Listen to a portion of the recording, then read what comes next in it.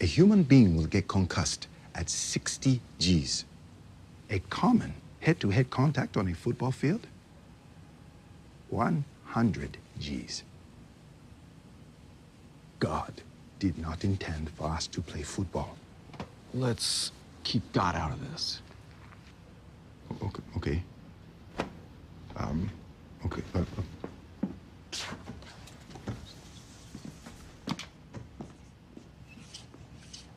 What are the S's? The Steelers. And the O's? The others, obviously. Yes, the other team. Do you even watch football? No, not at all. But I've been studying Mike Webster's position. The man in the middle is quite deceptively the most violent position on the field. The slaps, the punches, the forearm, it is an unremitting storm of subconcussive blows. The head as a weapon on every single play of every single game, of every single practice from the time he was a little boy to a college man, culminating in an 18-year professional career. By my calculations, Mike Webster sustained more than 70,000 blows to his head. Now, these men, these are the fastest.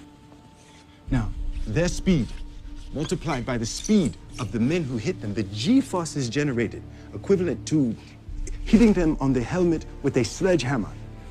All of this triggered a cascading series of neurological events which unleashed killer proteins upon Mike Webster's brain.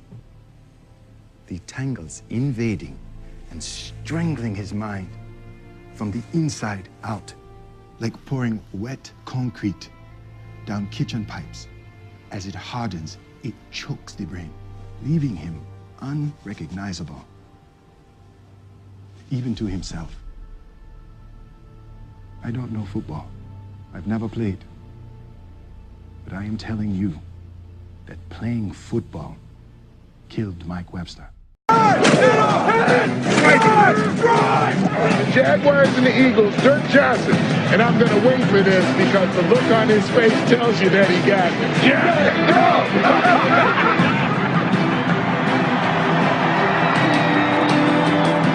And our #1 hit of the week, John Kitna dropping back the pass, and Shante Spencer lifts him off his feet. Oh my God! And John Kitna got it.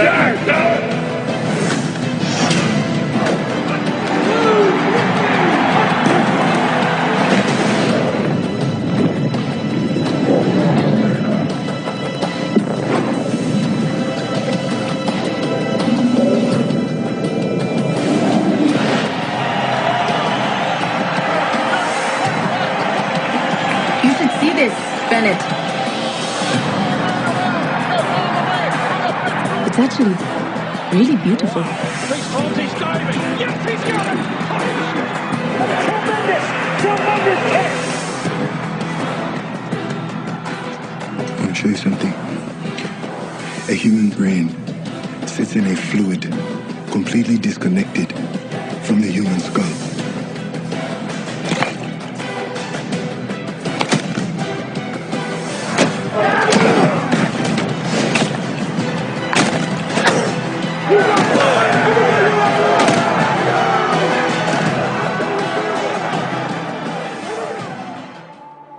I've done over 8,000 autopsies. There was a case I did once. A child that was riding a bike, was wearing a helmet, and he fell from the bike. He died. When I did the autopsy, there was no single abrasion, contusion, or laceration of his head. His head and face looked pristine.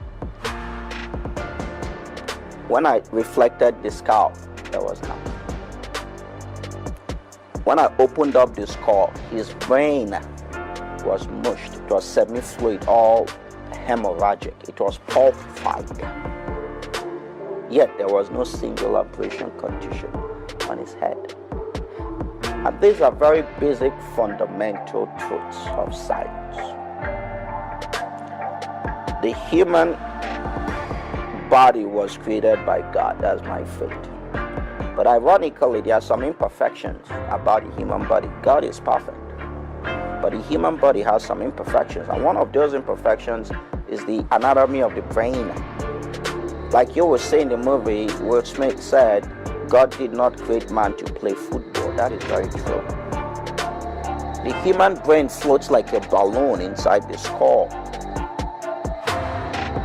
So whenever there is a acceleration, deceleration of the brain from an impact, from an impact of the head, the brain moves rapidly, hits the skull and bounces back. So the brain would suffer shearing injury, acceleration, deceleration, sometimes in an angular rotational manner. This is a fact. God did not intend for us to play football.